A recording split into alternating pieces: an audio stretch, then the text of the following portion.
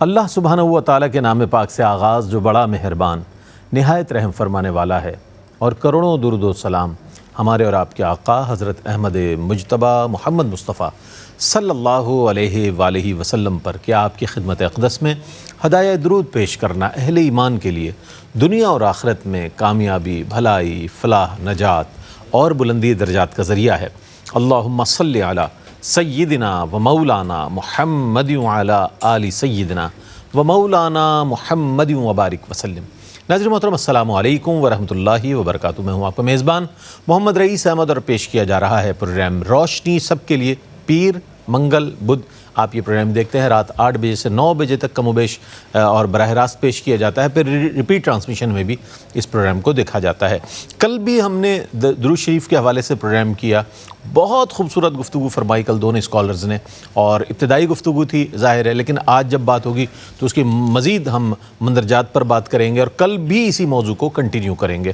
اور درود شریف کا ایک یہ معمول رہا ہے بزرگان دین کا کہ انہوں نے ایک مخصوص تعداد میں اور خاص اوقات میں اس کو جاری و ساری رکھا، پھر اس کے فوائد بھی بتائے، اور نبی کریم علیہ السلام پر ہدایہ درود پیش کرنے کے حوالے سے پوری امت، میں سمجھتا ہوں کہ دنیا میں شاید ہی کوئی ایسا وقت ہوتا ہو کہ جب درود نہ پڑھا جاتا ہو۔ پوری دنیا میں اگر اراؤنڈ دی ورلڈ ہم دیکھ لیں تو پوری دنیا میں کوئی بھی ایسا وقت نہیں کہ جس میں درود نہ پڑھا جا رہا ہو۔ ظاہر ہے جب بھی نماز پڑھی جاتی ہے، جب اس میں درود پڑھا جاتا ہے، جب بھی نبی کریم علیہ السلام کا نام نامی اس میں گرامی محمد صلی اللہ علیہ وسلم آتا ہے تو درود پڑھا جاتا ہے، تو اس کی بڑی فضیلتیں ہیں، بڑی برکتیں ہیں۔ اس حوالے سے انشاءاللہ بات کریں گے۔ اور پھر کل بھی میں نے عرض کیا تھا کہ یہ تو وہ ماہ مبارک ہے کہ جو آیہ درود کے نزول کا مہینہ ہے، شعبان المعظم۔ پھر سرکار نے فرمایا شعبان الشہری، شعبان میرا مہینہ ہے، تو سرکار کے مہینے میں سرکار پر درود و سلام بھیجنے کے حوالے سے بات ہو تو اس سے بہتر اور اس سے بڑھ کر کیا بات ہو سکتی ہے۔ تو الحمدللہ ARYQ TV کی کانٹینٹ ڈپارٹمنٹ نے اس بات کا بطور خاص اہتمام کیا کہ اس ماہ مبارک کی ابتدا ہی سے درود و سلام کے ساتھ ہم ماہ مبارک میں داخل ہوں۔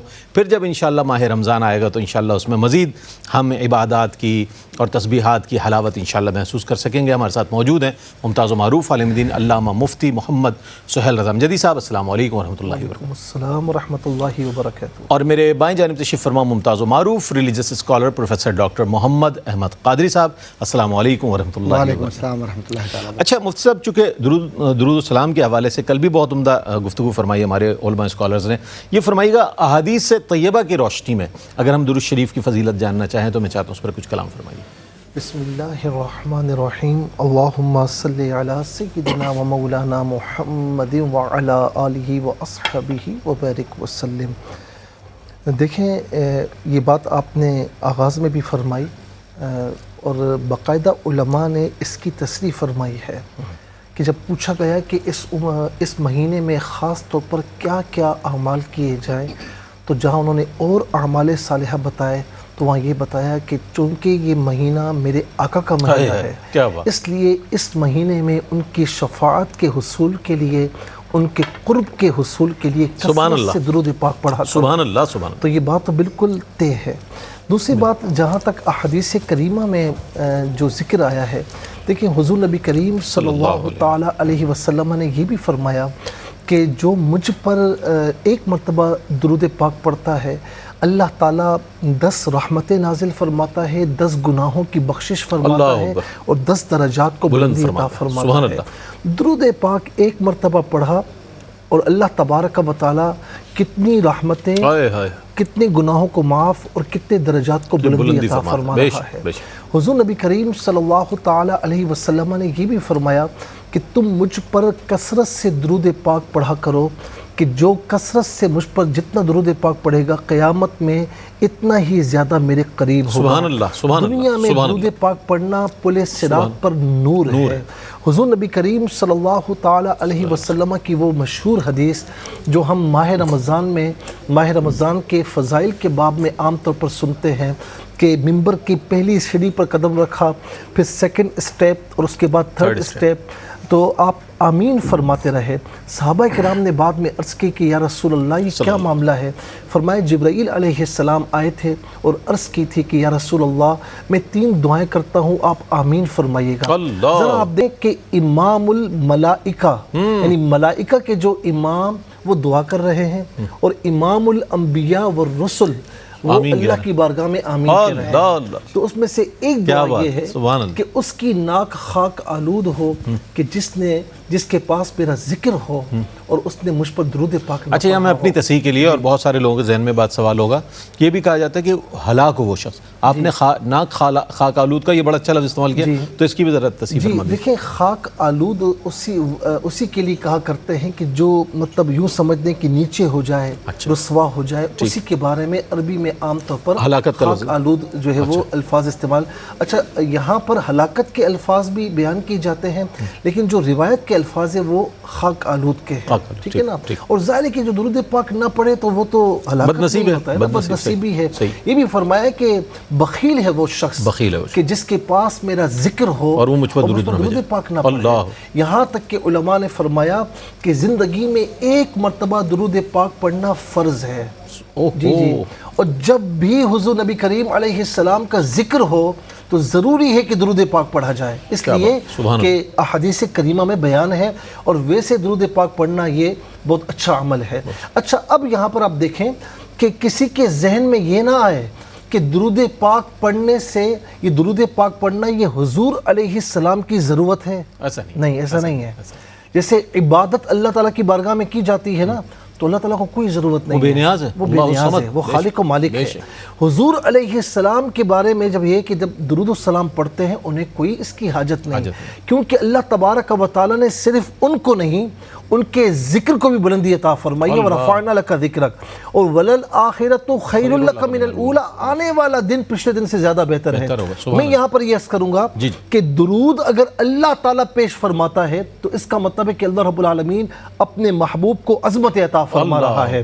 اور درود پاک جب فرشتے، کیوں ان اللہ وملائکتہ، جب فرشتے پیش کرتے ہیں تو اس کا مطلب یہ ہے کہ اللہ تبارک و تعالیٰ کی بارگاہ میں، یعنی اللہ رب العالمین جب پڑھتا ہے درود پاک تو گویا کہ وہ اپنے پیارے محبوب علیہ السلام کو انعام اور اکرام سے نواز رہا ہے. اور فرشتے جب پڑھتے ہیں تو اس کا مطلب ہے کہ اور زیادہ عظمتوں کا اظہار ہے. جب امتی میرے آقا علیہ السلام کی بارگاہ میں درود پاک پڑھتا ہے تو اس کا مطلب یہ ہے کہ وہ آقا علیہ السلام کے قرب کا متمنی ہے اور روز قیامت آقا علیہ السلام کی شفاعت کا حصول کر رہا ہے. تو یاد رکھیں کہ درود پاک پڑھنے میں بھی سراسر امتی کا فائدہ ہے. اور علماء باقاعدہ لکھتے ہیں کہ ہر عبادت جب بندہ کرتا ہے نا، ٹھیک ہے اس کا حسن ظن ہے کہ اللہ رب العالمین نے قبول فرمائی ہو، لیکن ضروری نہیں ہے. لیکن درود پاک ایک ایسی عبادت ہے فرمایا کہ قبول ہوتی ہی ہے. کیوں کہ بندہ مومن یہ کہتا ہے کہ مولا اے اللہم صلی علی سیدنا و مولانا محمد، مولا تو بھیج ان پر درود، ہماری اوقات حیثیت نہیں ہے، اور ان کی اصحاب پر. یہ کیسے ہو سکتا ہے کہ مولا سے کہیں کہ بھیج اور وہ نہ بھیجے؟ تو یاد رکھنا کہ اس سے ہمیں یہ بھی علم ہوا کہ اللہ تعالیٰ کا کوئی قرب چاہتا ہے، اس سے یعنی تعلق چاہتا ہے، تو یاد رکھیں کہ نبی علیہ السلام کے بغیر اللہ تعالیٰ کا کوئی قرب نہیں، کوئی تعلق نہیں. اور آخر بات عرض کر رہا ہوں کہ وَلَوْ أَنَّهُمْ إِذْ ظَلَمُوا أَنفُسَهُمْ جَاءُوكَ فَاسْتَغْفَرُوا اللَّهَ وَاسْتَغْفَرَ لَهُمُ الرَّسُولُ لَوَجَدُوا اللَّهَ تَوَّابًا رَحِيمًا.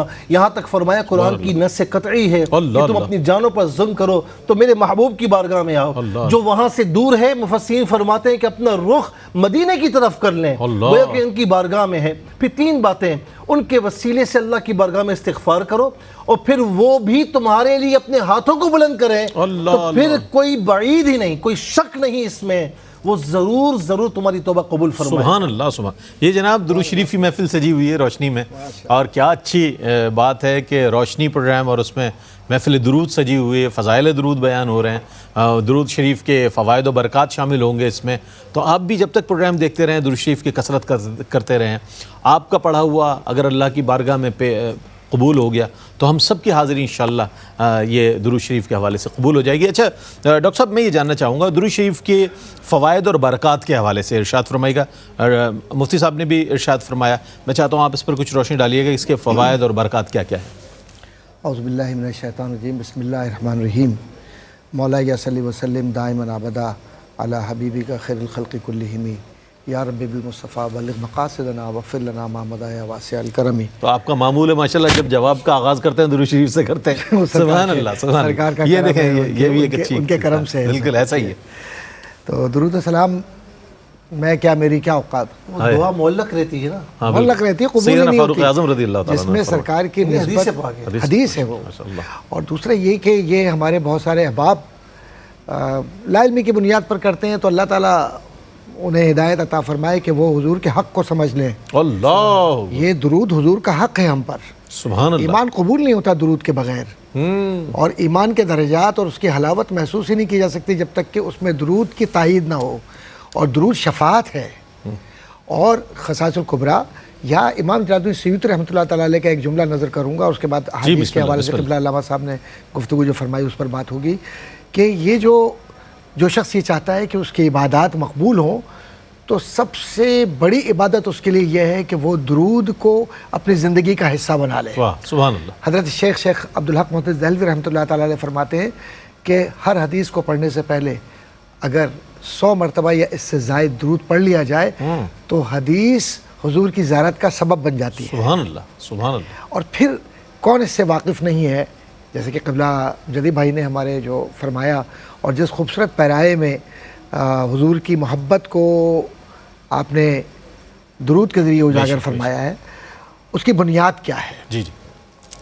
درود, حضور نے فرمایا نا کہ تم مجھ پر درود پڑھو. جی جی. حضور کو احتیاج نہیں ہے جو آپ نے فرمایا. جی بالکل. نہ اللہ کو ضرورت ہے کسی کی, بے شک, نہ محمد کو ضرورت ہے صلی اللہ علیہ وسلم یا رسول اللہ. ضرورت تو ہمیں ہے کہ ہم ان کی نگاہوں میں آ جائیں. تو درود حضور کی نگاہ میں مقبول بننے, مقبول ہونے یا اپنی قربت کے اظہار کا ذریعہ ہے. اور اب اس درود کے فضائل کیا ہیں؟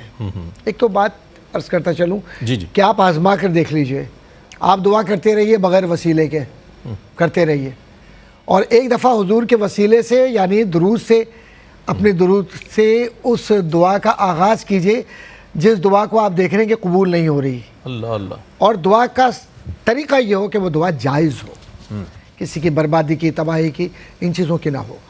دوسری بات ہے کہ حضور کریم صلی اللہ علیہ وسلم نے فرمایا نا کہ وہ شخص بخیل ہے. جو مفہوم ہے وہ یہی ہے کہ بخیل ہے کہ جس نے میرا ذکر سنا اور مجھ پر درود نہیں بھیجا. تو یہ بخل کیا ہے؟ بخل سب سے زیادہ ناپسندہ عمل ہے. تو پتہ ہی چلا کہ جس نے بخل کیا ظاہری معنوں میں سخاوت سے ہٹ کر, یا جس نے بخل کیا حضور پر درود بھیجنے میں, تو دونوں اعتبار سے ایسا شخص سمجھے کہ مسترد شدہ ہے. اچھا سر, ایک وقفہ لے لیتے ہیں, وقفے کے بعد ہم حاضر ہوں گے. بات یہاں تک پہنچی کہ سرکار علیہ الصلوۃ والسلام کا ذکر ہو اور آپ کا نام نامی اس میں گرامی لیا جائے, اور وہ اگر شخص درود نہیں پڑھتا ہے تو یہ بخیل ہے وہ شخص. اس حوالے سے انشاءاللہ مزید کلام کریں گے. اور ڈاکٹر صاحب ایک مختصر سا وقفہ ہے, وقفے کے بعد لوٹتے ہیں. مجھے امید ہے آپ کا ہمارا ساتھ رہے گا. اب درود شریف پڑھنے کے فوائد و برکات کے حوالے سے پروفیسر ڈاکٹر محمد احمد قادری صاحب بیان فرما رہے تھے. میں چاہتا ہوں گفتگو. میں عرض کر رہا تھا کہ سرکار کا واضح حکم ہے, امر میں ہے یہ کہ صلو علیہ, مجھ پر درود پڑھو ہی پڑھو, پڑھنا ہے. اور یہ امر ان معنوں میں ہے کہ اگر واقعی حضور سے محبت ہے اور سرکار سے نسبت ہے, اور الحمدللہ ہم سب کی ہے, تو پھر ہمیں لازم یہ پڑھنا ہے, کیونکہ یہ درود یہ تمہارے لیے زکوٰۃ ہے. تو اب زکوٰۃ بمعنی فرضیت ہے, تو پتہ یہ چلا کہ جو درود پڑھتا ہے وہ اپنا فرض ادا کر رہا ہے سرکار کی محبت کا. ایک بات تو یہ ہو گئی. جو سرکار کی زیارت چاہتا ہے وہ بھی درود پڑھے, فضیلت میں ہے یہ سبحان اللہ کہ جتنا درود پڑھے گا اتنی قربت ہوگی, قربت ہوگی تو سرکار کی زیارت ہوگی. پھر اس کے بعد ایک عرض کرتا چلوں کہ شیطان اس شخص کے قریب نہیں آتا جو درود کا تسلسل کے ساتھ عمل جاری رکھتا ہے. پھر بزرگان دین نے سیدنا شیخ عبد القادر جیلانی رضی اللہ تعالیٰ عنہ فرماتے ہیں کہ سب سے بہترین عمل, سب سے بڑا وظیفہ اگر کسی فرد کو اپنی زندگی کا کرنا ہے تو وہ یہ کہ وہ درود پاک کو اپنی زندگی کا حصہ بنا لے, معمول بنا لے.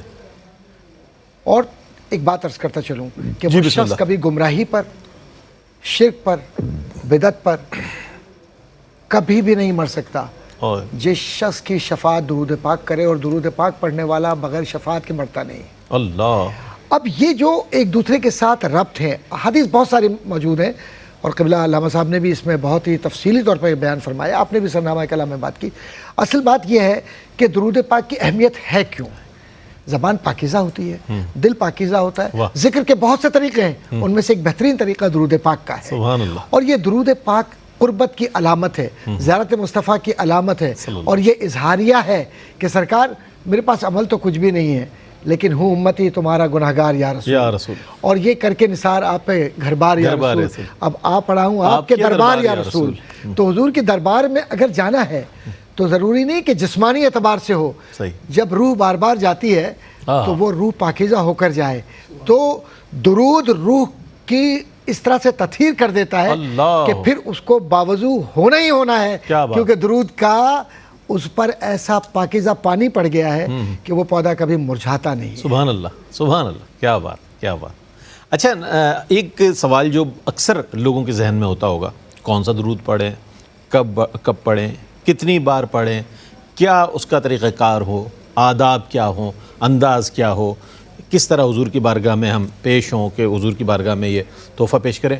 اسلاف امت کا کیا طریقہ کار رہا, میں چاہتا ہوں درود شریف پڑھنے کے حوالے سے کیا معمول رہا, یہ ہمارے لیے رول ماڈلز ہیں اسلاف امت جو, اس کے حوالے سے میں چاہتا ہوں ارشاد. دیکھیں, جہاں پر ادب و احترام کی آپ نے بات کی ہے نا, تو اس میں ادب و احترام اتنا ہے کہ جب بندہ درود پاک پڑھ رہا ہو کہ وہ اللہ کی بارگاہ میں دعا کر رہا ہے کہ میرے نبی پر درود بھیج, رحمتیں بھیج, سلام بھیج, تو انتہائی ادب و احترام کے ساتھ اور اس کے کنسنٹریشن کے ساتھ کہ اس کی توجہ بارگاہ مصطفیٰ سے جڑی ہوئی ہو. تو میں سمجھتا ہوں کہ اس توجہ کے ساتھ ہوگا تو کبھی بھی رہے گا نہیں جائے گا. دوسرا, اس میں ایک غلط فہمی کا ازالہ کر دوں کہ بہت سے لوگ کہتے ہیں کہ جی وہ حدیث پاک میں ہے نا کہ تم جب درود پاک پڑھتے ہو تو فرشتے مجھ تک پہنچاتے ہیں. جی جی جی. اچھا, کچھ لوگ اسے کسی اور چیز پر معمول کرتے ہیں. اچھا, وضاحت فرما دیجیے اس کی. ہاں, کہ یاد رکھنا کہ حضور نبی کریم صلی اللہ تعالیٰ علیہ وسلم اپنی قبر اطہر میں یہ باقاعدہ کئی یعنی ایک عالم نے نہیں لکھا, کئی مکاتب فکر کے علماء نے, میں نے خود کتابیں پڑھی ہیں, فرماتے ہیں کہ اس پر کسی کا اختلاف نہیں ہے کہ حضور نبی کریم علیہ السلام اپنے مزار مقدسہ میں مثل حیات ظاہری کی تشریف فرما ہے. ٹھیک ہے نا. اچھا, ان کے کان عام کان نہیں ہیں, فرماتے ہیں ان کی آنکھیں دور و نزدیک کے سننے والے وہ کان, ان کی آنکھیں وہ آنکھیں نہیں جو ہم سمجھتے ہیں. انی ارا ما لا ترون انی اسمع ما لا تسمعون. کہ جہاں تک سننے کی بات ہے تو بلال جو ہے جنت میں ٹہل رہے ہیں تو آپ نے سماعت فرما لیا. جہاں تک دیکھنے کی بات ہے تو بخاری شریف کی حدیث ہے کہ دو قبروں کے پاس تشریف لائے, قبر میں کیا ہو رہا ہے صحابہ کرام کو بتا دیا اور اللہ کی عطا سے ان کی مدد بھی فرمائی. تو یہ فرشتوں کا پہنچانا یہ اکرام کی دلیل ہے. دیکھیں, آپ کے پاس کوئی بڑا آدمی, جی میں عرض کر رہا ہوں, آپ کے پاس کسی بڑے آدمی کا کوئی ڈیلیگیشن آتا ہے, کوئی بندہ آتا ہے کہ اس نے آپ کو یہ تحفہ دیا ہے, ٹھیک ہے نا. اب یہاں پر آپ دیکھیں کہ تحفہ لے کر کون آ رہا ہے, فرشتے آ رہے ہیں کہ یا رسول اللہ آپ کے فلاں بن فلاں امتی نے آپ پر درود پاک بھیجا ہے. تو یہ پروٹوکول ہے. بہت اچھی توجہ بیان کی آپ نے, بہت زبردست, ماشاءاللہ. دوسری بات فرماتے ہیں کہ تبلغونی حیث کنتم, درود پاک تم پیش کرتے ہو نا, تم جہاں بھی ہو میں سنتا ہوں, اس تک پہنچتا ہے. ٹھیک ہے نا. تو اس غلط فہمی کا ازالہ ختم کر دیجیے, ازالہ کر دیجیے کہ آپ نہیں سنتے, آپ بالکل سنتے ہیں. کوئی وہاں جائے وہاں سے بھی سنتے ہیں, یہاں تو یہاں سے بھی سنتے ہیں, دنیا کی کسی کونے سے کوئی بھیجے تو آپ سماعت فرماتے ہیں. اب اس بات کی طرف آ جائے کہ بزرگوں کا, اسلاف امت کا معمول کیا رہا. حضرت ابی بن کعب حاضر خدمت ہے, عرض کی یا رسول اللہ میں فرائض واجبات کے بعد اگر میں 1/3 درود پاک پڑھ لوں باقی وظائف, تو فرمایا کہ زیادہ کر لے تو بہتر ہے. ہوتے ہوتے یہاں تک پہنچے کہ یا رسول اللہ اچھا فرائض واجبات کے بعد میں کوئی اور وظیفہ نہ پڑھوں, درود پاک پڑھوں. تو فرمایا تو نے اگر ایسا کر لیا تو اللہ تبارک و تعالیٰ جو تو مانگے گا تجھے عطا فرمائے گا. ٹھیک ہے نا. اچھا, اسلاف امت میں ہمیں کیا نظر آتا ہے؟ دیکھیں, کوئی قرآن کی تلاوت کر رہا ہے, کوئی ذکر اذکار, کوئی نوافل, کوئی وغیرہ وغیرہ عبادت کی طرف ہے, لیکن ایک بات جو تمام اولیاء کاملین میں, تمام اسلاف میں, تمام علماء میں, تمام مشائخ میں مشترک ہے, یعنی ان کی عبادتوں کی شکلیں مختلف ہیں. کوئی قرآن کی تلاوت میں لگا ہوا ہے, کوئی نوافل میں, لیکن ایک بات مشترک ہے کہ ہر ایک نے کثرت سے درود پاک پڑھا ہے. سبحان اللہ, سبحان اللہ. جی, باقاعدہ رات میں یا دن میں ایک وقت متعین کر کے درود پاک کے نذرانے اپنے آقا علیہ السلام کی بارگاہ میں پیش کیے ہیں. اچھا, اسی طریقے سے میں یہاں پر عرض کروں کہ شیخ عبد الوہاب شعرانی رحمۃ اللہ تعالیٰ علیہ, یہ معمولی بزرگ نہیں ہیں, بہت بڑے بزرگ ہیں. یہ لکھتے ہیں کہ شیخ علی نور الدین علیہ رحمہ یہ وہ بزرگ ہیں کہ جنہوں نے اس وقت حجاز میں، شام میں، اسکندریہ میں، مصر میں، بلاد مغرب میں جگہ جگہ درود پاک کی مجالس سجائیں، اللہ، اور کہا کہ جو وہاں مجالس، یہاں تک کہ لکھا ہوا ہے کہ جامع الازہر میں بھی آپ نے درود پاک کی مجلس سجائی، سبحان اللہ، تو کہا کہ آج بھی جو درود پاک کی مجالس وہاں پر ہیں ان کی برہنِ منت ہے، کیا بات، یہ ان کی قائم کردہ ہیں۔ بہت عمدہ۔ اللہ رب العالمین اس کا ثواب عطا فرمائے گا۔ فرماتے ہیں کہ یہ وہ ہیں، میں گواہ ہوں کہ اتنا درود پاک پڑھتے تھے کہ رسول اللہ صلی اللہ علیہ وسلم نے، لوگ تو خواب میں دیدار کرتے ہیں نا، خواب میں بھی آقا علیہ السلام ہوتے ہیں، لیکن کیا کہیے کہ انہوں نے جاگتی آنکھوں سے اپنے پیارے مصطفیٰ کو دیکھا ہے، اور ایک مرتبہ نہیں، بار بار دیکھا ہے۔ اس طرح اور بزرگ ہیں، مثال کے طور پر شیخ علی خواص، شیخ ابراہیم، علامہ جلال الدین سیوطی رحمۃ اللہ تعالیٰ علیہ، یہ وہ بزرگ ہیں کہ جنہوں نے درود پاک کی برکت سے جاگتی آنکھوں سے بار بار میرے مصطفیٰ کا دیدار کیا ہے، اور یہاں تک فرمایا علماء نے، ایک ہوتی ہے حاضری، حاضری آپ وہاں جا کر دیتے ہیں، لیکن ضروری نہیں کہ حضوری ہو، لیکن کچھ لوگ ایسے ہوتے ہیں کہ درود پاک کی برکت سے ہوتے یہاں پر ہیں اور حضوری مجلس مصطفیٰ میں ہوتی ہے صلی اللہ تعالیٰ علیہ وسلم۔ اچھا، اسی طرح آپ دیکھیں کہ یعنی جو درود پاک کی بات آتی ہے، ایک دلائل الخیرات ہے، بڑی مشہور کتاب ہے، اور امام سلیمان جزوری رحمۃ اللہ تعالیٰ علیہ نے اسے ترتیب فرمایا۔ آپ جانتے ہیں کہ یہ لکھی کیوں؟ آپ ایک جگہ سفر میں جا رہے تھے، ایک کنواں تھا، وضو کی یا پانی پینے کی سخت حاجت ہوئی، تو آپ نے دیکھا تو پانی نیچے، بڑے پریشان کہ پانی اوپر کیسے آئے، تو وہاں قریب ایک بچی تھی، اس نے کہا کہ آپ کی تو میں نے نیکی کا بڑا سنا ہے، تعارف ہوا نا، آپ کی نیکی کا بڑا سنا ہے، اور آپ پریشان ہے کہ پانی نہیں آ رہا۔ وہ بچی نیچے آئی، اس نے اپنا لعاب دہن ڈالا اس میں، اللہ، صحیح ہے، اور پانی یوں بھر کر اوپر آیا۔ اچھا، امام جزوری رحمۃ اللہ تعالیٰ علیہ نے وہ وضو فرمایا یا پانی پیا، اس کے بعد لڑکی کو کہا کہ یہ بتا تو یہ کرامت کیسے آئی؟ کہا کچھ بھی نہیں ہے، درود پاک پڑھتی ہوں۔ سبحان اللہ۔ اس کے بعد آپ نے یہ ٹھان لی کہ درود پاک پر ایک مستقل کتاب لکھوں گا، اور 7ویں جز میں آپ نے اس درود پاک کا ذکر فرمایا ہے جو اس لڑکی نے آپ سے بیان کیا تھا۔ اچھا، آپ جب مقام سوس میں آپ کو دفن کیا گیا تو پھر مراکش کے بادشاہ نے 70 سال کے بعد آپ کو وہاں سے منتقل کر کے مراکش منتقل فرمایا۔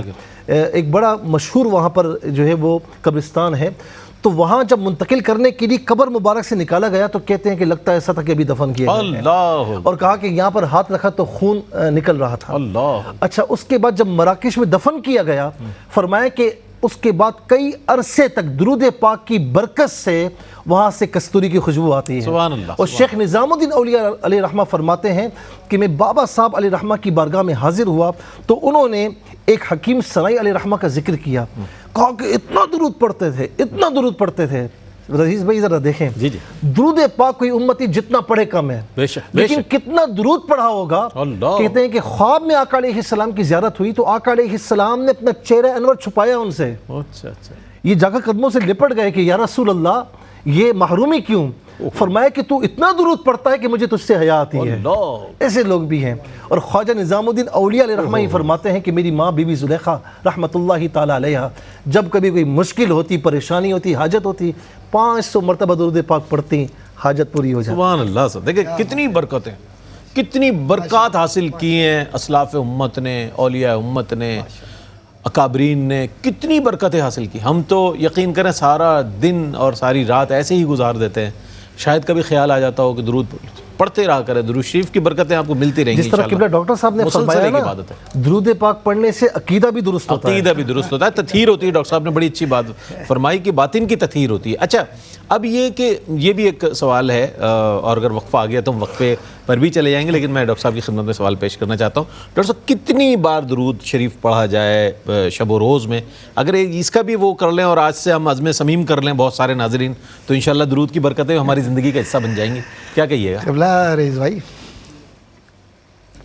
محبت کیا ناپ کے کی جاتی ہے؟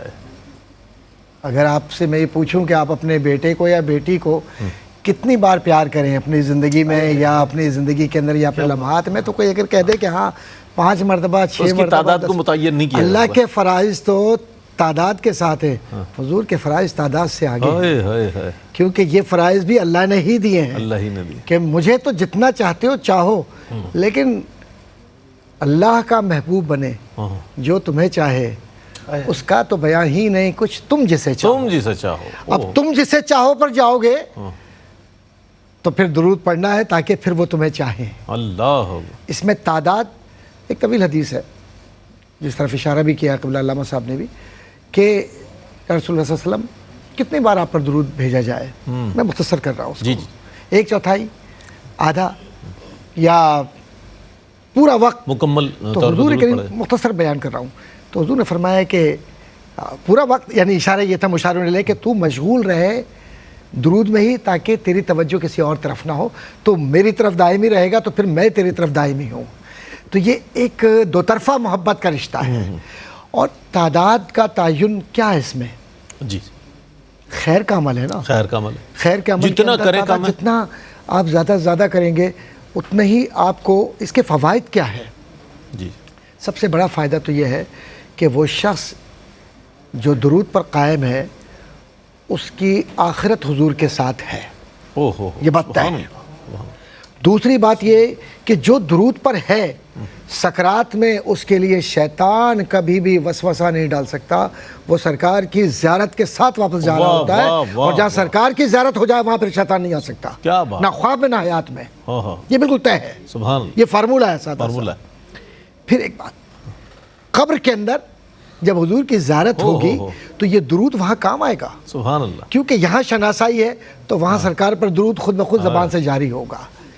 بات صرف اتنی سی ہے میرے عزیزو کہ ہم گفتگو تو کرتے ہیں، کیا ہم عقیدے کو اور عقیدت کو بھی ایسے ہی رکھتے ہیں؟ ہم یہ بات تو کرتے ہیں کہ یہ سرکار کا مہینہ ہے، پھر اب رمضان آ رہا ہے، پھر اس کے بعد بقیہ ماہ و سال بھی گزریں گے انشاءاللہ خیر کے ساتھ. انشاءاللہ. سوال یہ پیدا ہوتا ہے کہ جو آسانی کا راستہ ہے اسے کیوں نہیں اپناتے آپ اور ہم؟ بالکل. اور بہترین آسانی کا راستہ یہ ہے کہ ہم سرکار کو سرکار سے مانگ لیں درود کے ذریعے. اوئے. اب درود کے ذریعے جو سرکار کو سرکار سے مانگتے ہیں نا وہ فائدے میں رہتے ہیں. تمام صحابہ جو حضور کی زیارت کیا کرتے تھے وہ حضور پر درود ضرور پڑھا کرتے تھے، بے شک.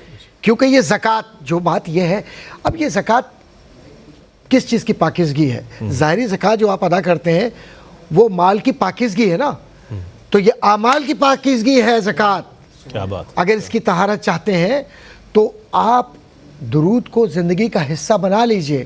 سبحان اللہ. زبان میں لکنت ہو. میں یقین سے کہتا ہوں کیونکہ اعمال و وظائف کے اندر بہت ساری کتابیں لکھی گئی ہیں.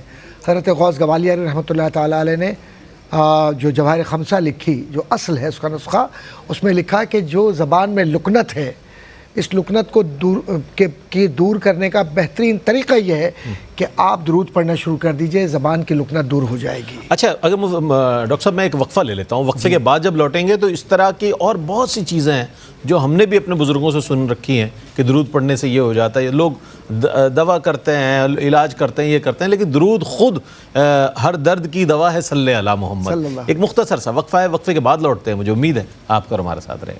جناب خیر مقدم ہے آپ کا. درود کی برکتیں، درود کے فضائل، اس کے ترتیب اور اس کی تعداد کے حوالے سے ایک بات بہت اچھی، ایک گوشہ اس میں مزید واہ ہوا کہ آیا درود پاک سے جو فوائد حاصل ہو رہے ہیں، یعنی کہ امراض کے حوالے سے ڈاکٹر صاحب نے فرمایا لکنت اگر کسی کی زبان پہ ہے تو وہ اگر اس کو جاری رکھے تو انشاءاللہ اس میں مزید اس میں کیا وہ ہے. میں چاہتا ہوں جی میں یہ چاہوں گا اپنے بہن بھائیوں سے عرض کروں کہ گھر میں خدا نخواستہ آوازیں آتی ہیں، کوئی ایسی نامناسب سے خواب آتے ہیں، گھر کے اندر بے برکتی ہے، اولاد پیدا ہوتی ہے اور مر جاتی ہے خدا نخواستہ، یا بے اولادی کی کیفیت ہے، یا گھر میں ویرانی سی ہے، یا خوف محسوس ہوتا ہے گھر میں آتے ہوئے جس کو بھاری پن کہتے ہیں.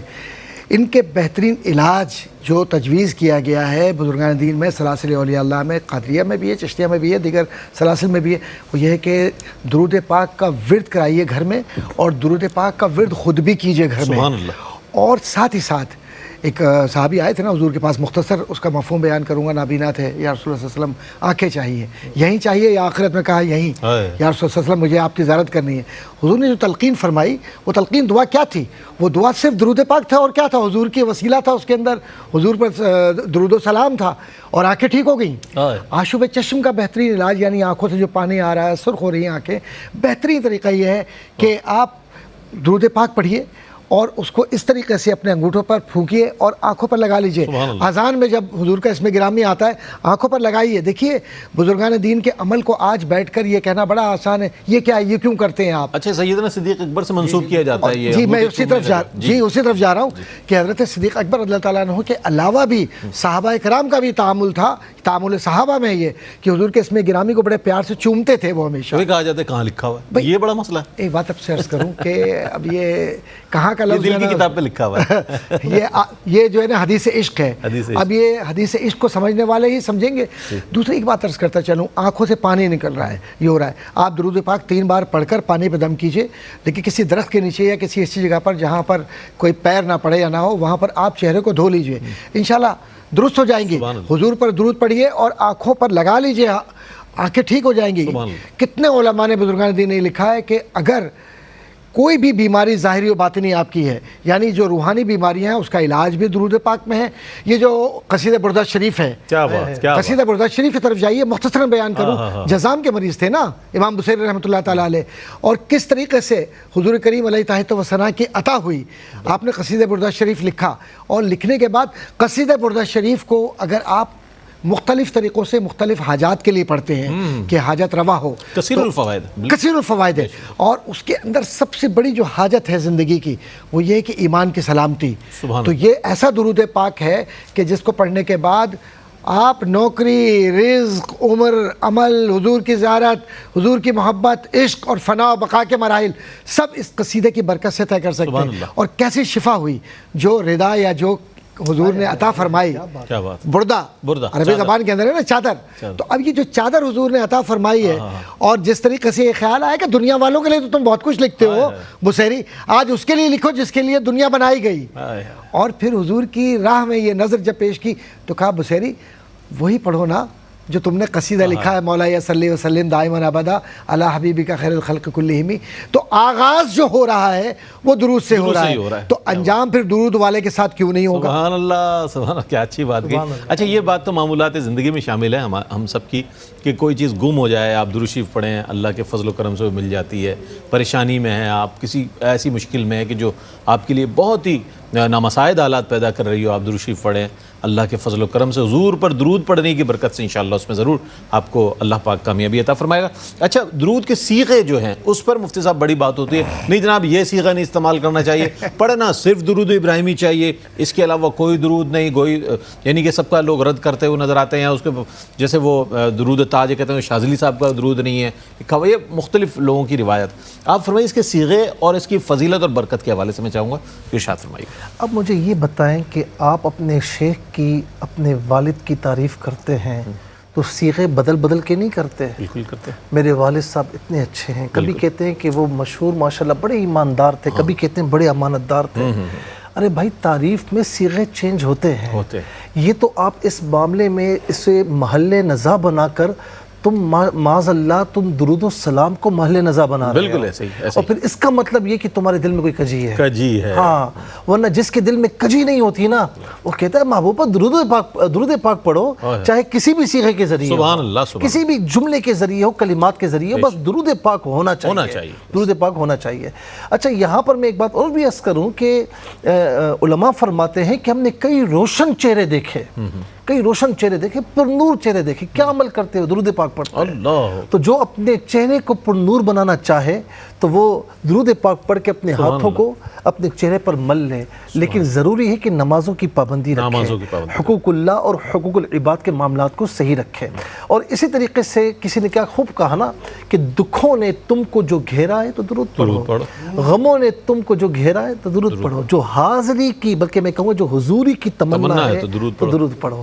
اچھا، اب جہاں صیغوں کی بات ہے، دیکھیں صیغہ کلمہ کے لیجئے جو تخاطب کے انداز ہوتے ہیں۔ اچھا، اب یہاں پر درود ابراہیمی بھی ہے، درود تنجینا بھی ہے، بلکہ میں کتاب میں پڑھ رہا تھا تو کم از کم 40 سے 50 صیغوں کے ذریعے مجھے نظر آئے، تو یہاں بیان ہم نہیں کر سکتے۔ تو درود ابراہیمی ہے، درود تاج ہے، درود تنجینا ہے، درود رضویہ ہے، قصیدہ بردہ شریف خود درود پاک ہے، دلائل الخیرات درود پاک ہے۔ اچھا اس کے علاوہ درود افضل الصلوات ہے، درود شہادت ہے، درود طہارت القلوب ہے، درود حاجات ہے، اور درود زیارت الرسول بھی ہے۔ یعنی یہاں پر آپ دیکھیں، آپ نے تعداد کی بات کی نا، تعداد کی بات یاد رکھیں کہ کسی نے 300 کی تعداد بتائی، کسی نے ہزاروں کی تعداد بتائی، علماء سے منقول ہے، اسلاف سے منقول ہے، لیکن میں کہتا ہوں کہ وہ تعداد مقرر کریں کہ جو آپ پڑھ سکتے ہیں، محمود غزنوی علیہ رحمہ، ان کے پاس ایک شخص آیا اور کہنے لگا کہ مجھے خواب میں حضور نبی کریم علیہ السلام کی زیارت ہوئی اور مجھے 1000 درہم کا مقروض ہوں، مجھے چاہیے تھے، میں نے حاجت پیش کی۔ انہوں نے کہا اس کے پاس جا، تو کہا حضور میں کیسے بتاؤں کہ میں سچا ہوں؟ تو کہنا کہ تم 3000 درود پاک پڑھتے تھے، پڑھتے ہو۔ تو کہا کہ جب میں نے یہ کہا ان سے، ان کی آنکھوں سے آنسو روا ہو گئے، اور انہوں نے مجھے قرض بھی ادا کیا اور اس کے علاوہ 1000 دراہم علیحدہ سے بھی دی ہے۔ تو بات یہ ہے کہ اب یہاں جو بات میں عرض کرنا چاہتا ہوں، 3000 درود پاک نا، تو کسی نے ان سے کہا کہ حضور آپ 3000 درود پاک کب پڑھتے ہیں؟ تو کہا نہیں، مجھے میرے شیخ نے ایک درود پاک بتایا تھا، وہ کہا کہ اس کو ایک مرتبہ پڑھو تو 1000 کا ثواب ملتا ہے۔ سبحان جی، تو مطلب کم تعداد میں ہو، زیادہ حضوری قلب کے ساتھ پڑھو، بس یہ شرط ہے۔ اچھا، فضائل و برکات پہ تو مفتی صاحب نے بہت کلام فرمایا، ڈاکٹر صاحب نے، میں چاہتا ہوں اس پر بھی اعتراض کیا جاتا ہے بھائی کھڑے ہو کر نہیں پڑھنا، بیٹھ کر پڑھ لیں، لیٹ کر پڑھ لیں، اس پر بھی میں چاہتا ہوں کہ جو ہماری اصلاح فرما دیں ہمارے ناظرین کی کہ اس حوالے سے کیا ہے کام۔ دیکھیں، صلو علیہ وسلم تسلیمہ جو ہے نا، یہ جو حصہ ہے یہ امر ہے، امر ہے، ٹھیک ہے نا، صلو یہ امر ہے۔ اچھا، اب یہاں پر یاد رکھنا کہ ایک قرآن کا اصول ہے کہ جو آیت کریمہ مطلق ہوگی اسے مقید نہیں کر سکتے، المطلق یجری علی اطلاقہ، کہ مطلق اپنے اطلاق پر جاری ہوتا ہے۔ قرآن نے نہیں کہا کہ بیٹھ کر پڑھنا، قرآن نے نہیں کہا کہ کھڑے ہو کر پڑھنا۔ دیکھیں نماز کا معاملہ ہے نا، تو وہ ساری تصریحات موجود ہیں۔ تو تمام علماء یہ فرماتے ہیں مفسرین کہ اس اطلاق کو اطلاق پر ہی جاری کیا جائے، کوئی کھڑے ہو کر پڑھے صحیح ہے، بالکل، کوئی بیٹھ کر پڑھے کوئی مسئلہ نہیں ہے، کوئی لیٹ کر پڑھے معذوری کے عالم میں کوئی مسئلہ نہیں ہے، سوتے سوتے پڑھے کوئی مسئلہ نہیں ہے۔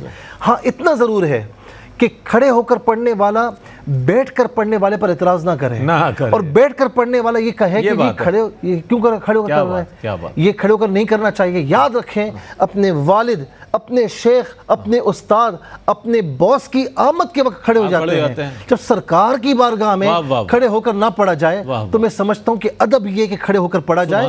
اتنا ضرور ہے کہ کھڑے ہو کر پڑھنے والا یہ نہ کہے کہ تم بیٹھ کر کیوں پڑھ رہے ہو، ہر ایک کی مرضی ہے، قرآن نے مطلقاً جاری کیا ہے۔ بس میں آخر میں سردار عبدالرب نشتر ان کے میں اشعار پڑھ رہا تھا کہ شب و روز مشغول صلی اللہ ہوں، میں وہ چاکر خاتم الانبیاء ہوں، نگاہ کرم سے نہ محروم رکھیو، تمہارا ہوں میں گر بھلا ہوں یا برا ہوں۔ بہت شکریہ مفتی صاحب، آپ تشریف لائے، ڈاکٹر صاحب آپ تشریف لائے۔ قدم قدم پہ خدا کی مدد پہنچتی ہے، قدم قدم پہ خدا کی مدد پہنچتی ہے، درود سے میرے دل کو رسد پہنچتی ہے، درود سے میرے دل کو رسد پہنچتی ہے، یہ آسماں بھی وہاں تک پہنچ نہیں سکتا، میرے آقا جہاں تک آپ کے قدموں کی حد پہنچتی ہے، اور درود و نعت مظفر یہاں میں پڑھتا ہوں، درود و نعت مظفر یہاں میں پڑھتا ہوں، قبولیت کی حرم سے سند پہنچتی ہے، قبولیت کی حرم سے سند پہنچتی ہے۔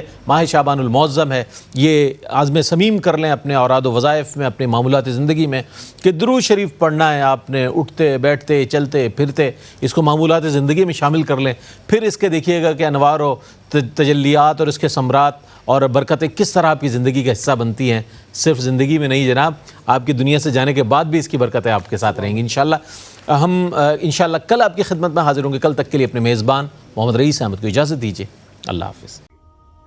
ناظرین، اگر آپ ایسی ہی مزید ویڈیوز دیکھنا چاہتے ہیں تو ہمارا ARYQ TV کا چینل سبسکرائب کیجئے اور بیل آئیکن کا بٹن دبانا نہ بھولیے تاکہ آپ سے کوئی پسندیدہ پروگرام مس نہ ہو جائے۔